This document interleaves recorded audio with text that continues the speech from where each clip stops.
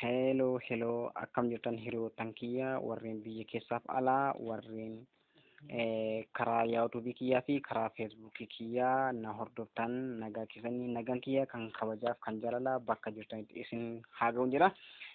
Har'aan kana barnoota baay'ee barbaachisaa isin qabadhee dhiyaadhee jira.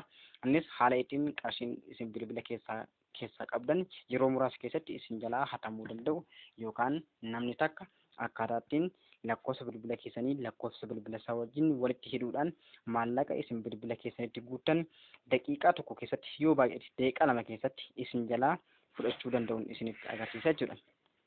Namni kun dursa silkii isaa fuudhee silkii isaa irratti hidhate taanaan qarshii amma isin guutan yeroo hunda jechuudha.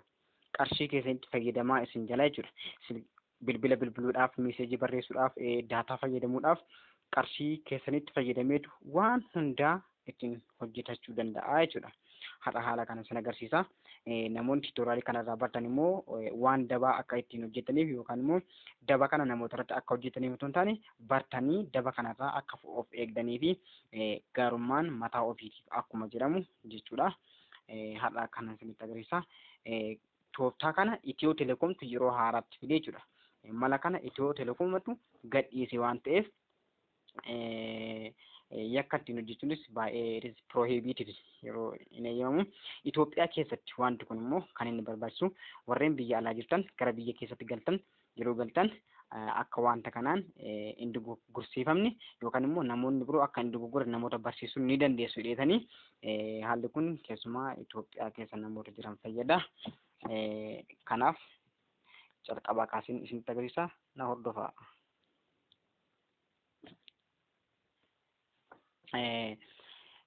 Wanta kana gochuudhaaf dursitanii bakkee ittiin bilbilan yookaan koolingii kana keessa ni seentu.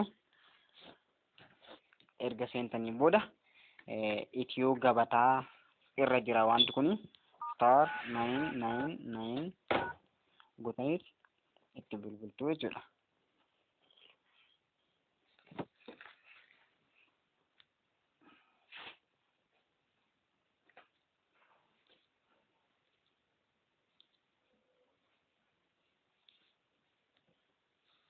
Star 999 gootanii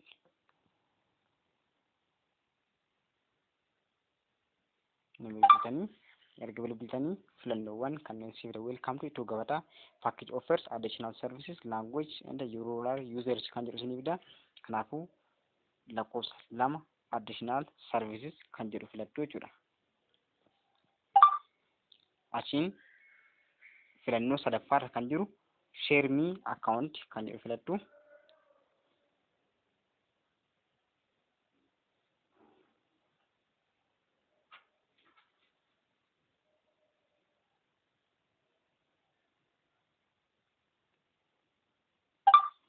Achiin booda ani kanaan dura register godhee waan tan jiruuf yookaan immoo subscribe godhee waan an jiruuf osoo gara kanatti hin ce'in dura isin subscribe jedhee isin gaafachuu danda'a. Subscribe gootu jechuudha. Subscribe erga gootanii booda goodatti baatu. Goodatti baatanii indagana bilbiltanii stepin kana hordofuun bakkee kana dhuftu jechuudha. Achiin filannoo lakkoofsa lammaffaarra jiru itti galchitu. Add a recipient jettuuni.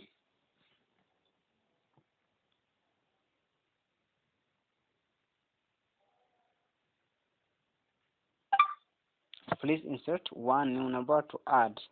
Lakkoofsa bilbilaa keessanii asirratti galchitu jechuudha. Abbichi yookaan qafoo keessan na bilbilchiisi yookaan waa tokko yookaan Facebook na seensi jedhee isin harkaa fuudhuu danda'a. Wanti kun kan hojjetamu silkii keessan irratti jechuudha. Silkii keessan irratti bilbila kan abbaa irratti hidhamuu barbaade sanaati jechuudha. Kanaafuu abbaan sun bilbila isaa as keessa galfata jechuudha. Fakkeenyaaf ani lakkoofsa bilbila kiyyaa haa galchu. Silkiin kun yookaan bilbilli kun kan kiyya miti kan nama biraati. Garuu lakkoofsa kiyyaa asirratti hidhachuu waan barbaadeef lakkoofsa bilbila kiyyaan galcha jechuudha. Lakkoofsa bilbila kiyyaa galcheen seendi jechuudha.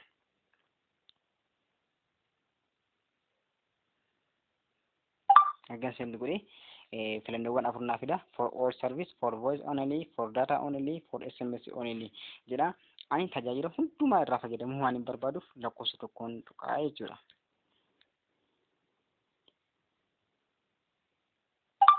achiin set usage limit jedha. Lammaffaan immoo set it as unlimited jedha. Kana jechuun filannoon tokkoffaan fakkeenyaaf aga qarshii 10 qofaatti itti fayyadamee haa dhiisu. Beeknee namaa hidhuu dandeenya. Fakkeenyaaf ani hiriyaa kiyyaa hidhuu fi nan danda'a silkii kiyya irratti itti fayyadamu jedhee garuu qarshii 10 ol darbee akka inni naalaan fayyadamneef limit gochuu nan danda'a. Yookaan immoo hanga dhumaatti akka itti fayyadamuuf eeyyamuuf hin danda'a jechuudha. Kanaaf ani fakkeenyaaf unlimited daangaa maleessa kan jedhamu lakkoofsa 2 filadhaa jechuudha.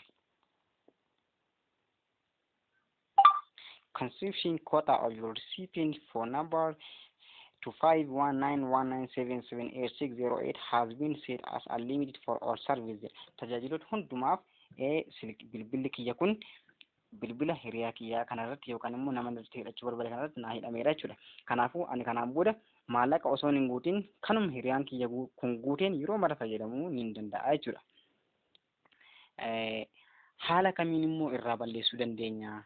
Amma dhumaatti nama kanarraan fayyadamaa turammoo haala kamiinan irraa balleessuu danda'a kan jedhamu immoo jira. Irraa balleessuun ni danda'ama. Irraa balleessuudhaaf ammas akkuma duraatti ni bilbiltanii jechuudha. Tajaajila kanarraa balleessuu yoo barbaadan ni bilbiltanii yookaan immoo namni isin irratti hidheera yoo ta'e akkaataa kamiinan osoo isin hin beekin namni yoo isin jalaa hidhate akkaataa kamiin ilaallattanii irraa balleeffachuu akka dandeessan jechuudha. Step duraa hordofuudhaan 2 filattu. Ammas 3 filattu.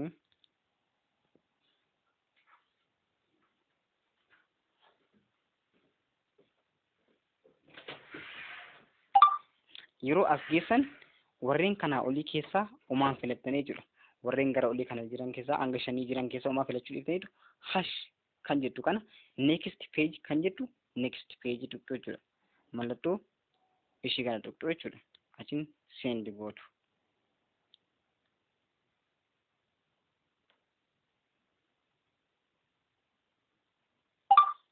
Achiin to unsubscribe jedha. Unsubscribe gootanii balleessuudhaaf lakkoofsa 6 tuqeera waan ta'eef lakkoofsa 6 tuqxu. To confirm insert 1 jedha lakkoofsa 1 tuqxu.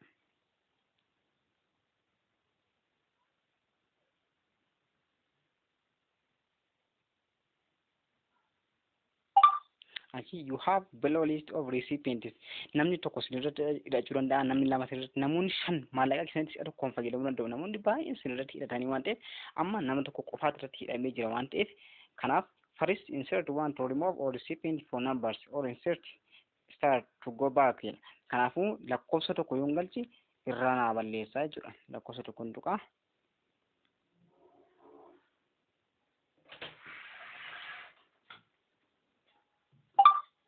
We have removed all recipient cards for number zone. Kun lakkoofsa bilbila hiriyaa kiyya kan irratti hidhedha jechuudha. Please insert 1 to unsubscribe share me account for this. Kanaafuu xumuruudhaaf lakkoofsa tokko hin tuqaa jechuudha.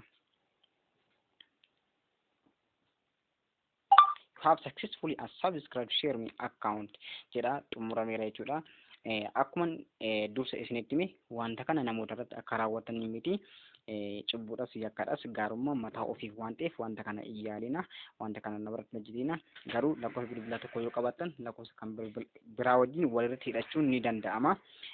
Bilbila tokko keessaa kaardiin qaba garuu isa tokkoon siimii tokkoon bilbiluu barbaade yoo ta'e siimii sana walirratti hidhee isuma saantima hin qabne sanaan saantima isa tokkotti fayyadamee ittiin bilbilachuun ni danda'a. Yookaan immoo ani nama tokkoof yoo kaardii fakkeenyaaf abbaa 5 silkii kiyya keessaa bilbila kiyya keessaa yoo qabaanne share gochuuf hin danda'u. Wanta ariifachiisaa yoo ta'e garuu dirqama bilbila isaatiin bilbiluu qaba yoo ta'e bilbila kiyya irratti yoon hidheef saantima kiyyatti fayyadamee bilbilachuu ni danda'a jechuudha. Wanta gaarummaa fi wantoota akkasitti fayyadamuu ni dandeenya. Galatooma yaa'uubii kiyya subscribe godhaa na hordofaa. Horaa bulaa deebanaa nagaya ta'a.